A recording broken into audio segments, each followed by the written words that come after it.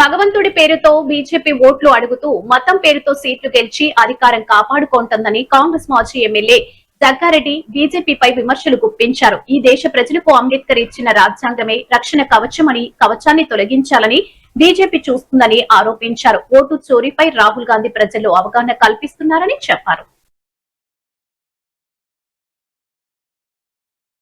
దేశ ప్రజలకు ఇది మేలు చేద్దాము అనే ఒక నాయకుడి పేరు చెప్పండి. ఎవరైనా ఛాలెంజ్ చేయగలుగుతారా? బీజేపీ వాళ్ళు చేయలేరు.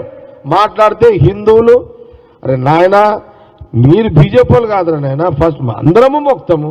ఇప్పుడు నేనే ఉన్నా, నేను సీతారామ కళ్యాణం బ్రహ్మాండంగా చేస్తా. బీజేపీలో తెలంగాణ ఒక్క నాయకుడిని ఏమని చెప్పు. సంగారెడ్డిలో సీతారామ రామ్నగర్ రామ్ మందిర్లా నేను సంపాదించిన పైసలు, రియల్ ఎస్టేట్లో సంపాదించిన పైసలే, నేను ఆడేం కొట్టుకురాలే. నేను రియల్ ఎస్టేట్లో సంపాదించిన పైసలతో దగ్గర ఒక మంచి బ్రహ్మాండంగా ఊరు పబ్లిక్ వస్తుంది కళ్యాణానికి, సీతారామ కళ్యాణానికి ఓ 3 కోట్లు ఖర్చు పెడతాము, బ్రహ్మాండంగా చేస్తాం. అట్లా బీజేపీ వాళ్ళని చూపెట్టండి ఒక్కరిని. తెలంగాణ గడ్డ మీద వైభవంగా కళ్యాణం సీతారాములది. బీజేపీ ఒక్కడైనా హైదరాబాద్లో ఉన్నాడా? ఆంధ్రప్రదేశ్లో హైదరాబాద్లో చెప్పుడే అక్కడైనా. నేను ఎప్పుడన్నా సీతారామ కళ్యాణం చేస్తాను ఓట్లు అడిగి నానా ఎప్పుడన్నా? మోడీ గారు 11 సంవత్సరాలలో ఈ దేశ ప్రజలకు ఈ పని చేసి పెట్టుండు అని ఒకటి చెప్పండి. ఒకటేమో ఓటు చోరీ, ఇంకోటేమో రాజ్యాంగాన్ని ఎట్లా ఎత్తివేయాలి. ఇదే కదా వాళ్ళు చేసేది. అందుకే రాహుల్ గాంధీ గారికి ప్రతిపక్ష నాయకుడు కానీ కాదు, ఆయన ఈ దేశ ప్రజల యొక్క మేలు కోరే ఆ కుటుంబం యొక్క వారసత్వం అది. ఆ గుణగణాలు రాహుల్ గాంధీ గారు వాళ్ళ కుటుంబంకే ఉన్నాయి. బీజేపీలా దేశ ప్రజలకు ఇది మేలు చేద్దాము అనే ఒక నాయకుడి పేరు చెప్పండి. ఎవరైనా ఛాలెంజ్ చేయగలుగుతారా? బీజేపీ వాళ్ళు చేయలేరు. మాట్లాడితే హిందువులు, అరే నాయన మీరు బీజేపీ వాళ్ళు కాదురా నాయన, ఫస్ట్ అందరము మొక్తాము. ఇప్పుడు నేను ఈ రోజు ఈ కాక్రోజ్ ఉద్యమము ఎక్కడి నుంచి మొదలైంది? టెక్నాలజీ నుంచే కదా, సోషల్ మీడియా. ఇదే తయారు చేసింది ఎవరు? ఇది ఈ కాక్రోజ్ ఉద్యమము కానీ ఏది బటన్ నొత్తగానే ఇప్పుడు సోషల్ మీడియాలో వస్తుందంటే కారకులు ఎవరు? రాజీవ్ గాంధీ గారు. ఓకే, ఈ టెక్నాలజీ తీసుకొచ్చింది ఎవరు? కాక్రోజ్ లాంటి ఉద్యమ నాయకుల ఆలోచన కలిగించి ఇదొక వెలుగులో తెచ్చింది కారకులు ఎవరు? రాజీవ్ గాంధీ గారు. కాబట్టి కాక్రోజ్ కాన్సెప్ట్ ఇంకా చాలా బయటికి రావాలి. వచ్చిన తర్వాత దాని గురించి మనం మాట్లాడదాం. ఈరోజు ఈ కాక్రోజ్ ఉద్యమము ఎక్కడి నుంచి మొదలైంది? టెక్నాలజీ నుంచే కదా, సోషల్ మీడియా. ఇదే తయారు చేసింది ఎవరు? ఇది ఈ కాక్రోజ్ ఉద్యమము కానీ ఏది బటన్ నొత్తగానే ఇప్పుడు సోషల్ మీడియాలో వస్తుందంటే కారకులు ఎవరు? రాజీవ్ గాంధీ గారు. ఓకే, ఈ టెక్నాలజీ తీసుకొచ్చింది ఎవరు? కాక్రోజ్ లాంటి ఉద్యమ నాయకులు. ఈరోజు ఈ కాక్రోజ్ ఉద్యమము ఎక్కడి నుంచి మొదలైంది? రాష్ట్రంలో ఎండల తీవ్రత దృష్ట్యా అధికార యంత్రాంగం నిరంతరం అప్రమత్తంగా ఉండాలని, ప్రజలకు ఎలాంటి ఇబ్బందులు రాకుండా తక్షణ చర్యలు చేపట్టాలని మంత్రి పొంగిలేటి శ్రీనివాసరెడ్డి అధికారులను ఆదేశించారు. వచ్చే 3 రోజుల్లో వడగాల్పుల ప్రభావం మరింత పెరగనుందని, ఐఎండీ హెచ్చరికల నేపథ్యంలో జిల్లా కలెక్టర్లు మరింత అప్రమత్తంగా ఉండాలని సూచించారు.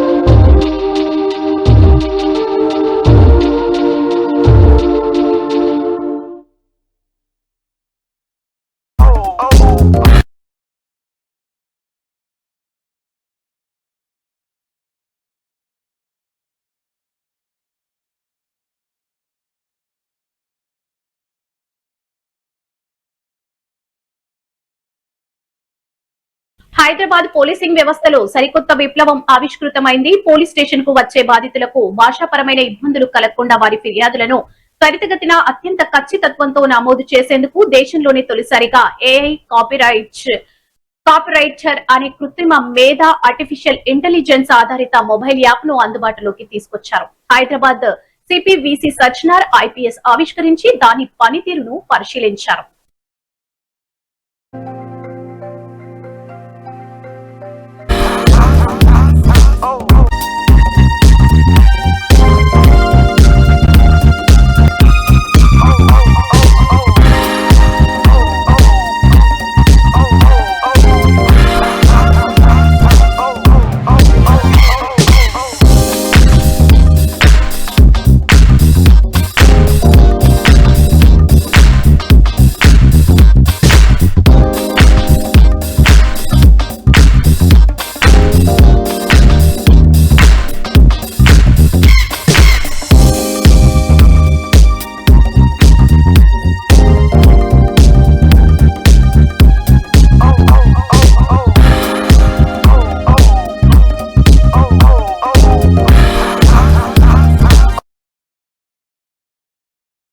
రైల్వే కోడూరు జనసేన ఎమ్మెల్యే అరవ శ్రీధర్ తన శాసనసభ విప్ పదవికి రాజీనామా చేశారు. శనివారం పార్టీ అధినేత పవన్ కళ్యాణ్ తో భేటీ అయిన ఆయన తన రాజీనామా పత్రాన్ని అందజేశారు. వ్యక్తిగత కారణాలతోనే శ్రీధర్ ఈ నిర్ణయం తీసుకున్నారని జనసేన పార్టీ ఓ అధికారిక ప్రకటనలో వెల్లడించింది. ఆరోపణలు చేసిన మహిళ ఇప్పటికీ సోషల్ మీడియా ద్వారా వీడియోలు విడుదల చేస్తూ తన వాదన వినిపిస్తున్నారు. మత విద్వేషాలు రెచ్చగొట్టేందుకు పాస్టర్లతో డ్రామాలు ఆడిస్తున్నారు. అందరికీ నమస్కారం. నేను మీతో ఒక విషయం చర్చించాలనుకుంటున్నాను. ఇది నా బెయిల్కి సంబంధించిన విషయాలేం కాదు, కానీ పవన్ కళ్యాణ్ గారు నాకంటూ వదిలేసిన ఒకే ఒక్క ఛాన్స్ అరవ శ్రీధర్ చేసిన తప్పుని బయట పెట్టడానికి. అదే త్రిసభ్య కమిటీ, జనసేన త్రిసభ్య కమిటీ ఆన్ అరవ శ్రీధర్. ఇంకా దాని వివరణ రాకముందే, ఇంకా దాన్ని ఫైనల్ జడ్జ్మెంట్ రాకముందే స్టిల్ ఎంత చెప్పినా సరే ఒక మనిషికి అదే పని రిపీట్ చేస్తూ ఉన్నాడు అంటే అతనికి పార్టీ నుంచి ఒక లెటర్ అయినా వచ్చి ఉండాలి, ఇండైరెక్ట్గా లెటర్ అయినా వచ్చి ఉండాలి. ఆ ఇండైరెక్ట్గా లెటర్ ఏమిటో మరి నాకు కూడా తెలీదు. అంత తప్పు లేనప్పుడు ఆ లెటర్ని బహిరంగంగానే బయట పెట్టొచ్చు జనసేన పార్టీ. కానీ అలా ఇండైరెక్ట్గా లెటర్ అనేది రిలీజ్ చేసిందో మరి వీళ్ళే అన్నీ వదిలేసుకొని బయట అలా కండువ కప్పుకొని ఒక కొత్త జెండా ఆవిష్కరిస్తూ తిరిగేస్తున్నారో నాకు అర్థం కావట్లేదు. ఒక దరిద్రుడు, ఒక పనికిమాలినోడు నన్ను కొట్టాడు రీసెంట్గా. వాడేదో పెద్ద సాధించేశాను, ఇంకిది మాట్లాడదు, నేనేం చేసినా సరే ఇది అసలు మాట్లాడే పొజిషన్లో లేదు, భయపడిపోయింది, ఇంకా కోడూరులో తిరగదు అనేసి అనుకుంటున్నారేమో. ఈసారి కొట్టడానికి రండి, నేను నా నోట్తో కాదు చేతికే పని చెప్తాను ఖచ్చితంగా. పరువు పోతుందని అవసరంగా ఒక్క దెబ్బ పడినా సరే మీ మీద మీ పరువు పోతుంది, మీ పార్టీ పరువు పోతుంది. అలాంటి పరిస్థితులు తెచ్చుకోవద్దండి. లాస్ట్ టైం నీ ఏజ్కి గౌరవం ఇచ్చో, లేకపోతే నేను షాక్లో ఉండేవు, నేను నిన్ను కొట్టలేదేమో. కాకపోతే ఈసారి నా నోటికి కాదు నా చేతికే పని చెప్పడం జరుగుతుంది. అండ్ పార్టీ కండువా ఎందుకు వేసుకుంటున్నారో మరి నాకు తెలీదు. ప్రజలే దీన్ని గమనించాలి. పార్టీ ఇంత నీచమైన సిచ్యువేషన్లో ఉందా అనేసి ప్రజలే గమనించుకోవాలి. పార్టీ కండువా ఎందుకు వేసుకున్నావు అని అడగడం పోయి ప్రజలందరూ సపోర్ట్ చేస్తున్నారు అంటే పీకే కల్ట్ ఫ్యాన్స్ అనుకుంటా. కాకపోతే మీ ఇంట్లో కూడా ఆడవాళ్ళు ఉంటారు, మీ ఇంట్లో కూడా అమ్మ, అక్క, చెల్లి, పెళ్ళాం, కూతురు ఉంటారు. వాళ్ళందరికీ కూడా సేమ్ సిచ్యువేషన్ రావచ్చు, రాకపోవచ్చు. అది చిన్నది కావచ్చు, పెద్దది కావచ్చు. సిచ్యువేషన్ మీ దాకా వస్తే తప్ప దాని సీరియస్నెస్ మీకు తెలియదు బ్రో. అలాంటి సిచ్యువేషన్ ఇలాంటి ఎమ్మెల్యేస్ వల్లే వస్తాయి. అండ్ అరవ శ్రీధర్, నీ గురించి లాగాలంటే ఈస్ట్ గోదావరి, ఏలేశ్వరం నుంచి విజయవాడ నోవోటల్ దాకా లాగొచ్చు. అండ్ నీ పక్కన ఉండేవాడు నన్ను కొట్టిన వాడి గురించి సంయుక్తంగా తెలియజేయగలను. ఇంకొకటి, నువ్వు కండువా వేసుకున్నంత మాత్రాన ఏదో సాధించినట్టు కాదు. లిటరలీ పవన్ కళ్యాణ్ గారిని అవమానించినట్టు, పార్టీని ధిక్కరించినట్టు. Shame of you. మగాడి లక్షణం కాదు శ్రీధర్ ఇది. వీణాకి చెప్పుతో కొట్టినట్టు సమాధానం చెప్పి శ్రీధర్ వైపు తప్పే లేదని నిరూపించుకొని, ఒక మగాడిలా నిరూపించుకొని అప్పుడు కండువా వేసుకుంటే నీకంటూ ఒక గౌరవం ఉండేది. ఇది షేమ్లెస్నెస్ అన్నమాట. తెలుగులో ఏమంటారో నీకే వదిలేస్తున్నా. అండ్ మీలాంటి వాళ్ళ వల్లే కదా పవన్ కళ్యాణ్ గారు ఈరోజు హాస్పిటల్లో ఉన్నారు. మీలాంటి ఎమ్మెల్యేలు, ఇన్ఛార్జీలు ఆయనకి బలంగా ఉండాలి కానీ బలహీనమైపోయారేంటి? ప్రతి ఒక్క జనసేన నాయకుడు ఇలాంటి ఏదో ఒక కాంట్రవర్సీలో ఇరుక్కొని బలహీనమైపోతే అటు మిమ్మల్ని మీ ఉద్యోగాల నుంచి పీకలేరు, పార్టీకి పరువు నష్టం అని చెప్పి. ఎందుకంటే ఇది ఎన్డీఏ కూటమి, అందరూ కలుపుకొని నెగ్గిన ఒక కూటమి ఇది. దాంట్లో మిమ్మల్ని తీసేస్తే పవన్ కళ్యాణ్ గారికే పరువు నష్టం, ఆయనే మాటలు పడాల్సి ఉంటుంది. మిమ్మల్ని ఇంకొకసారి నమ్మలేరు ఆయన. మీకు ఏ విషయాలైనా సరే నమ్మకంగా షేర్ చేసుకోవాలంటే షేర్ చేసుకోలేరు. ఆయనలో ఆయన మనస్తాపానికి చెంది మానసికంగా ఒత్తిడికి గురయ్యే కదా ఆయన ఈరోజు హాస్పిటల్లో జాయిన్ అయ్యారు. పవన్ కళ్యాణ్ గారికి అండగా ఉండాల్సిన ఎమ్మెల్యేలు, ఇన్ఛార్జీలు, ప్రజాప్రతినిధులు, ఎవరైనా సరే కార్యకర్తలు కానీ ఎవరైనా సరే ఆయనకి బ్యాక్ స్టాబ్ వేస్తే ఆయన మానసికంగా ఎవరికి చెప్పుకోలేక హాస్పిటల్లో జాయిన్ అయ్యారు. మీరు మృత్యుంజయ హోమాలు చేయాల్సిన అవసరం లేదు. ఆయన మాట పాటించండి చాలు. ఆయనకు అదే పెద్ద బలం. మీరు మృత్యుంజయ హోమాలు చేసినా చేయకపోయినా స్టేట్ వైడ్గా, నేషనల్ వైడ్గా ఆయన బ్రతకాలి, ఆయన బాగుండాలి అని కోరుకునే వాళ్ళు చాలామంది ఉన్నారు. మీ so called protocol dramas like doing this Mrityunjaya హోమాలు won't work, won't gain your trust again. మీరు ఆయనకి ఏదైనా చేయాలి అనుకుంటే నిజాయితీగా ఉండాల్సింది. ఫస్ట్ నుంచి పార్టీకి నమ్మకంగా ఉండాల్సింది. చేసే గుడిసెటి పనులన్నీ చేసేసి సాయంత్రం వచ్చేసరికి పవన్ కళ్యాణ్ గారికి పాలాభిషేకం చేస్తే అవన్నీ పోతాయా? That doesn't even count. మీ వల్ల ఆయన హాస్పిటల్ చేరాల్సి వచ్చింది. అండ్ శ్రీధర్, నిన్నేమన్నారో కూడా నాకు అర్థం కావట్లేదు. But I keep on questioning till end of the day. ఎందుకంటే ఇది నా రైట్. పవన్ కళ్యాణ్ గారే నాకు ఇచ్చిన రైట్. ఆయన నీకెంతో నాకు కూడా అంతే. నువ్వు కండువా వేసుకొని తిరిగేస్తున్నావు, బట్ షేమ్లెస్ పర్సన్గా మిగిలిపోతావు శ్రీధర్.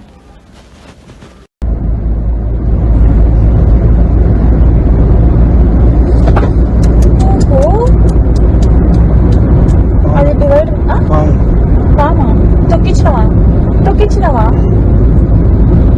అయ్యా, ఆ సౌండ్ అదేనా?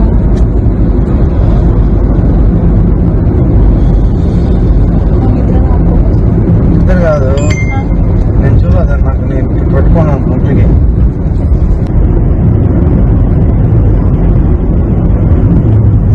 మార్నింగ్ 9కి మంచిర్యాలపల్లి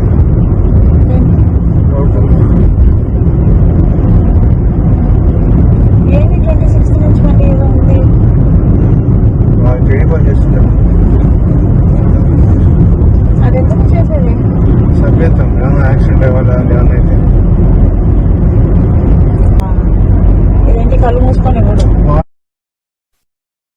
మత విద్వేషాలు రెచ్చగొట్టేందుకు పాస్టర్లతో డ్రామాలు ఆడిస్తున్నారని వైఎస్ జగన్ పై సీఎం చంద్రబాబు సంచలన వ్యాఖ్యలు చేశారు. ఇటీవల రాష్ట్రంలో జరిగిన పాస్టర్ అభినయ్ వ్యవహారాన్ని ఉద్దేశించి ఆయన ఆందోళన వ్యక్తం చేశారు. హిందూ ధర్మం, దేవాలయాలపై దాడులు చేస్తున్నారని వ్యాఖ్యానించారు. అమరావతిపై జగన్ విషం చిమ్మారని విమర్శించారు. నేను ఆంధ్రప్రదేశ్ రాష్ట్ర అధ్యక్షుడిగా ఉన్నా. ప్రజల్లో చైతన్యం తీసుకొస్తున్నా. ఓటుకు నోటు తీసుకోకూడదని చైతన్యం తీసుకొస్తున్నా. దొంగ నాయకుల్ని తరిమి కొట్టాలని చెప్తున్నాను. ఒక న్యూ చేంజ్ తీసుకొచ్చే ప్రయత్నం చేస్తున్నా. ఈ రోజు నేను నడుస్తుంటే ₹1 డబ్బు పంచకుండా వందలాది మంది ప్రజలు నా వెనక నడుస్తున్నారు. ఇది అసూయ కావచ్చు, ద్వేషం కావచ్చు. వీడిని ఆదిలోనే విరగొట్టకపోతే, స్టార్టింగ్ లోనే వీడు చాలా పెద్దోడు అయిపోతాడు అన్నటువంటి కుట్ర కావచ్చు, ఏదైనా కావచ్చు. సో ఏదైనా నన్ను ఇక్కడ నుంచి పాడేరు నియోజకవర్గం నుంచి తరిమేయాలన్న ప్రయత్నమే చేస్తున్నారు.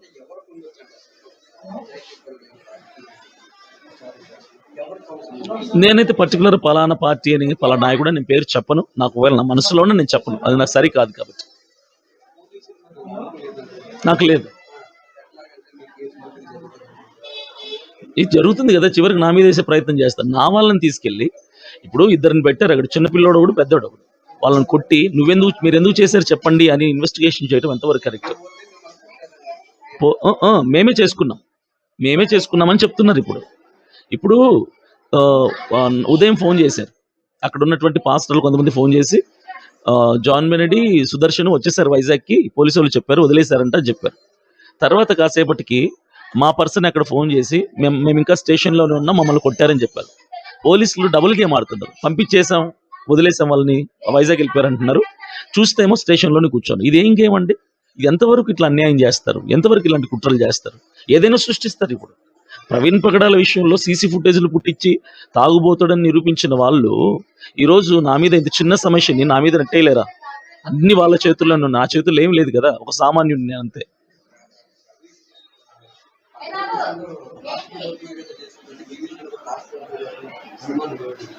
ప్రవీణ్ పగడాల విషయంలో పూర్తిగా జరిగింది అన్యాయమే అండి, న్యాయం జరగలేదు కదా. ఆయన తాగి చచ్చిపోయిన ఏ మనిషి కూడా 4 రకాల బ్రాండ్లు తాగి డ్రైవింగ్ చేస్తాడా? ఎంత పచ్చి తాగిపోతూ కూడా ఒకటే బ్రాండ్ మెయింటైన్ చేస్తాడు. అలాంటిది ఆయన అంత హైయర్ అఫీషియల్ అయ్యి ఉండి డ్రైవింగ్ 2-వీలర్లో హైదరాబాద్ నుంచి రాజమండ్రి ప్రయాణం చేస్తున్న వ్యక్తి 4 రకాల బ్రాండ్లు తాగుతాడా? కానీ దాన్ని ప్రూవ్ చేశారు వాళ్ళు. ఖచ్చితంగా నేను చెప్తానండి, ఇది నా మీద రుద్ది అంటే ప్రవీణ్ పగడాల మీద ఎలాగైతే నిందేశారో ఈరోజు అభినయ దర్శన్ కూడా నిందేసి అందరూ దొంగలే, పాస్టర్లు దొంగలే అన్నటువంటి ప్రయత్నం చేసే కుట్ర చేస్తున్నారండి. ఇది ఖచ్చితంగా కుట్రే. సరే, ప్రభుత్వం నేను చెప్పనండి, డిపార్ట్మెంట్ పైన ఎవరున్నారో వాళ్ళు చేస్తున్నారు, వాళ్ళ పైన ఎవరు చేస్తున్నారు, ఎవరు చేయిస్తున్నారో నాకు తెలియదు. మొత్తానికి కుట్ర చేస్తున్నారు, లేని నింద నా మీద వేసే ప్రయత్నం చేస్తున్నారు. చేయనివ్వండి. నేను ఒకటి చెప్తా, సింహం వేటాడడం అయితే ఆగదు, గాయపడిన సింహం ఇంకా కసితో వేటాడుతా తప్ప వెనకడుగు వేయదు. ఈరోజు నేను గాయపడ్డాను, నన్ను ఇంకో పక్క కుటుంబ బంధాలపై గొడ్డలి వేటు, తల్లికి చెల్లెలికి ఆస్త్యం అంటే వాళ్ళకి ఇవ్వకుండా వేధించడం. విన్నారా మీరు ఎప్పుడైనా? హిందూ సాంప్రదాయం మీకు గుర్తుందా? తల్లిదండ్రులు సంపాదించిన ఆస్తులో అందరికీ సమాన హక్కు ఉంటుంది కదా అని అడుగుతున్నా. తల్లికి తిండి పెట్టని వాడు పెన్నమ్మకి బంగారు గాజులు తొడిగిస్తారా అంట. అట్లంది ఈయన వ్యవహారం. ముందు మీ ఇంట్లో కథమన్నా ఏమమ్మా, కరెక్ట్ అవునా కదా? తల్లిని చూడాలనా లేదా బిడ్డలు? అలాంటి తల్లిని చూడని బిడ్డలు మిమ్మల్ని చూస్తారంట. చూస్తారా? నమ్మకమేనా? వాళ్ళ చెల్లిని చూడలేకపోతే నిన్ను చూస్తారని అడుగుతున్నా నేను. ఇంకొక పక్కన మందులు తినచ్చు, అవి కూడా కెమికల్సే. ఆపరేషన్ చేసుకోవచ్చు, బ్రహ్మాండమైన బాడీని దేవుడిస్తే మీరు కట్ చేయించుకుంటున్నారు. అది హార్ట్ కావచ్చు, ఇంకొకటి కావచ్చు, మనమే కట్ చేయించుకునే పరిస్థితికి వస్తున్నాం. మిల్లపల్లిలో సిఐ కృష్ణయ్య ఆగ్రహంగా వ్యవహరిస్తూ ఓవర్ యాక్షన్ చేస్తున్నారు ఏంట్రా అంటూ పీఠా మోహన్ కృష్ణను ఈడ్చుకుంటూ వెళ్లి కింద పడేసినట్లు ఆరోపణలు వెల్లువెత్తుతున్నాయి. వైఎస్ఆర్సీపీ నేతపై పోలీసులు దౌర్జన్యాన్ని పార్టీ నాయకులు తీవ్రంగా ఖండించారు. ప్రజాస్వామ్యంలో ప్రతిపక్ష నేతలను అణచివేసేలా పోలీసులు వ్యవహరించడం దారుణమని మండిపడ్డారు.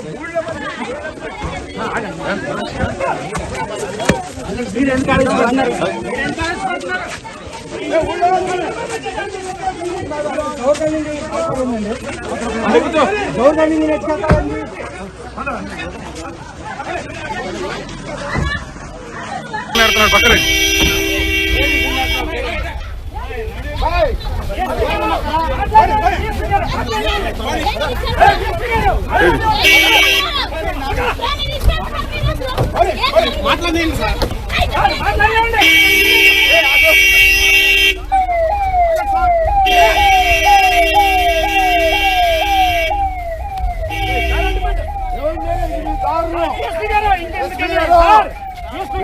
దారుణం చేయటం మీరు మహా పద్ధతి కాదు.